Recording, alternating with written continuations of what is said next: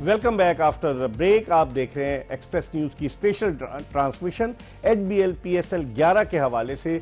और अब सिर्फ 28 रन बाकी रह गए फतह के लिए पेशावर ज़ल्मी को हैदराबाद किंग्समैन के खिलाफ। ये ट्रांसमिशन आपकी खिदमत में सर्फ एक्सेल और पेप्सी के ताउन से पेश की जा रही है and this transmission is powered by Telenor and service tile. हमारे साथ मौजूद हैं फवाद आलम और उनके साथ मौजूद है मोहम्मद समी, दोनों पाकिस्तान को रिप्रेजेंट कर चुके हैं।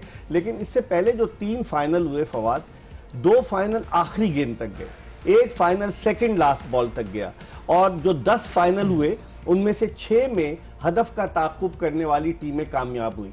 आज भी लगता है कि वही तारीख रकम होने जा रही है। बिल्कुल, और उस टाइम तो इतना चेस पे मेरे ख्याल से इतना था भी नहीं। अगर आप शुरू से उठाएं, अगर समी भाई भी खेलें, ये भी बात बता सकते हैं कि डिस्कस क्या होता होगा कि पहले जो है कहते हैं ना कि जो है रन्स कर दो बोर्ड पे, जो है ना तो प्रेशर होगा दूसरी वाली टीम पे। तो लेकिन अब वो चीजें ना काउंट नहीं होती। हर कोई अब चाहता है चेस करने जाए, क्योंकि चेस इस बजाय नजर भी आ रहा है कि ईजी होता है। क्यों? क्योंकि हमें पता चल रहा है यार इतना टारगेट हो तो इस तरह चलना है। अगर आप पहले बैटिंग करते हो तो आप जो है ना वो सेट नहीं कर पाते कि यार कौन सा टारगेट जो है ना इस पे जो है ना हम डिफेंड कर पाएंगे। तो इसलिए सारी टीमें जो है ना अब चेंज करती हैं कि जो है चेस करने जाती हैं। तो अगर आप देखें तो उस टाइम तो ये रिवाज ही नहीं था एक तरह से। बट आज जैसे आप लग रहा है, अब देखें जिस तरह से वो लोग खेल रहे हैं ना, हार्डी और ये क्या कहते हैं समत, तो अब ऐसा लग रहा है कि ज़ल्मी के हाथ में है मैच। और जिस तरह आपने 3 फाइनल की बात करी तो एक्सपेक्टेशन, क्योंकि आज का दिन ही शुरुआत ऐसी हुई है तो मेरे ख्याल से एक्सपेक्ट था कि मैच भी शायद ऐसे ही चला जाए फिर। लेकिन लोग तवक्को कर रहे थे, जैसे 2 नॉकआउट के मैचेस जीते हैदराबाद किंग्समैन ने और आखिरी मैच जिस अंदाज से जीता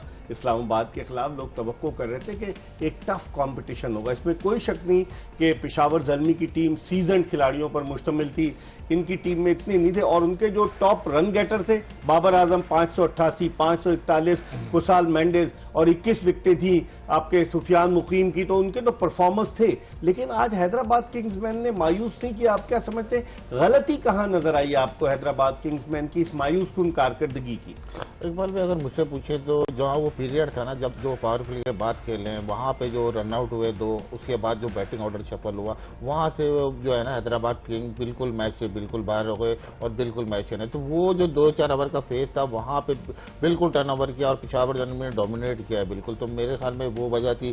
फिर जैसे आपने बात की कि पीछे जितने फाइनल गुजरे तो वहां विकेट अच्छी थी। आज का विकेट अगर देखें थोड़ी सी ग्रीन ग्रास है, लो स्कोरिंग मैच हुआ है। हालांकि हम सब उम्मीद कर रहे थे कि हाई स्कोरिंग गेम होगा ताकि मैच आखिरी बॉल तक जाए, तो थोड़ा सा ये डिसअपॉइंटिंग लगा मुझे। हालांकि दुनिया अब यहाँ चली गई, T20 क्रिकेट में 250 भी कर दिए हैं तो चेज हो रहा है, लेकिन हम अभी तक वो ही देखें 200 के अंदर वाली क्रिकेट खेल रहे, ये देख के थोड़ा सा बात विकेट की बात की। लेकिन बड़ा इंटरेस्टिंग हुआ, रात को आंधी आई 2 बजे लाहौर में और जो कवर्स थे, इतनी जोरदार आंधी थी कि कवर्स जो थे पिच वाले कवर्स उड़कर आगे बहुत आगे चले गए। ग्राउंड स्टाफ सो रहा था, रात के 2 बजे थे, उनको उठाया गया। जब वो आए लगाने में 2-3 घंटे लगे क्योंकि बहुत तेज हवा थी। उसमें पिच पे तो कोई उससे फर्क नहीं पड़ा होगा ना, बारिश होती तो फर्क पड़ता था। एग्जैक्टली बारिश होती तो कुछ ज्यादा कुछ आप कह सकते कि विकेट गीला था ये था। तो अगर आंधी आई तो आंधी से तो कुछ नहीं, बेचारे बस फर्क जो पड़ा वो जो सो रहे थे 2 बजे रात उठाया एग्जैक्टली उनको पड़ा। क्योंकि वो आप जो कह रहे हैं क्योंकि 5 बजे तक वो बेचारे लगे रहे और बंदे भी कम थे, तो आंधी में आप सोच सकते कि उन बेचारों का क्या हाल होगा। तो उनको बहुत फर्क पड़ा होगा।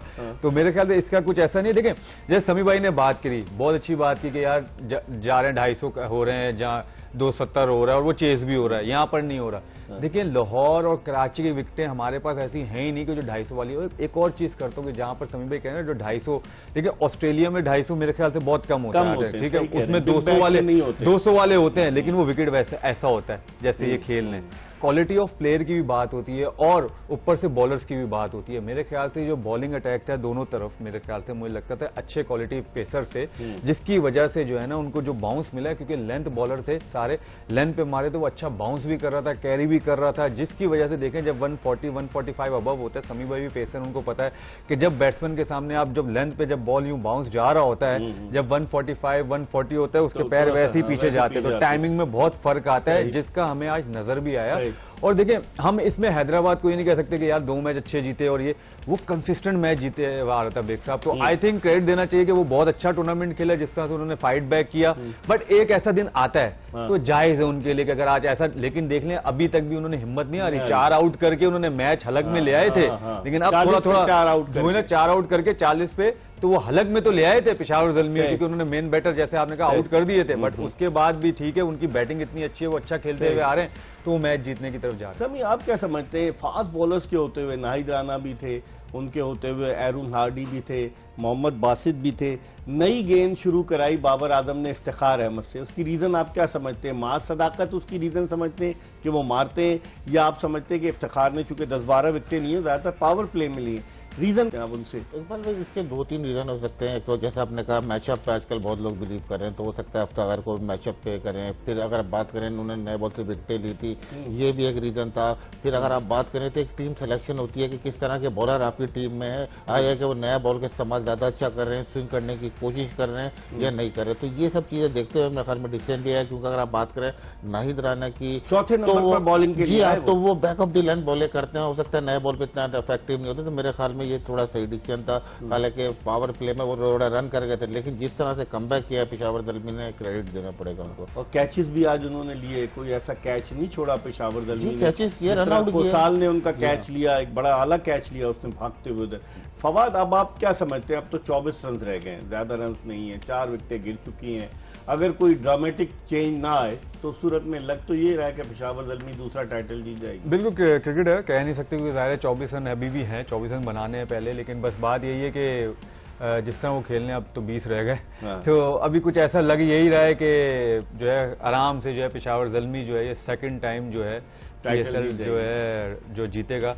और मेरे ख्याल से डिजर्व भी दोनों टीमें डिजर्व करती थी, जीतना भी, जीतना डिजर्व, फाइनल की बात नहीं करूंगा, जीतना डिजर्व करती थी, दोनों अच्छा परफॉर्म एग्जैक्टली, दोनों बहुत अच्छा करते हैं। लेकिन वही बात है कि हमने क्या कहा था कि नाम तो चले दोनों तरफ बड़े हैं, लेकिन ऑन अ डे जो परफॉर्म करता है, जैसे अब बाबर आजम मेंडिस पे कितना गए थे कि यार ये बड़े रन करेंगे, इजी है, लेकिन आज नहीं के फेल हो गए ना, नहीं रन किए, कोई मसला नहीं, लेकिन वही बात है कि एज अ टीम जो आज अच्छा खेला, कैलकुलेट करके वो मैच जीत गया। जैसे आपने इफ्तिखार की बात की, इसको सिर्फ एक करूंगा कि उन्होंने जो है ना एक अपना सेटअप बनाया हुआ है। जैसे आपने हैदराबाद पे आए ना कि उन्होंने क्या किया, इतनी सारी चेंजेस की, उन्होंने चेंजेस नहीं की। वो जब कराची लेग से आए ना, जब से इफ्तिखार खेला उसको वैसे ही लेके जा रहे हैं। अच्छा, 2 सज्जे भी होते थे ना, तो वो उसी से ओपन कराते थे। आज उन्होंने एक ही चेंज किया, खुर्रम शहजाद की जगह नाहिद राना वो बनता था। मैं बॉलिंग की बात कर रहा हूं, जैसे आपने कहा ना कि इफ्तिखार की, तो मैं उसमें कहा था कि वो अपने एग्जैक्टली बोला है।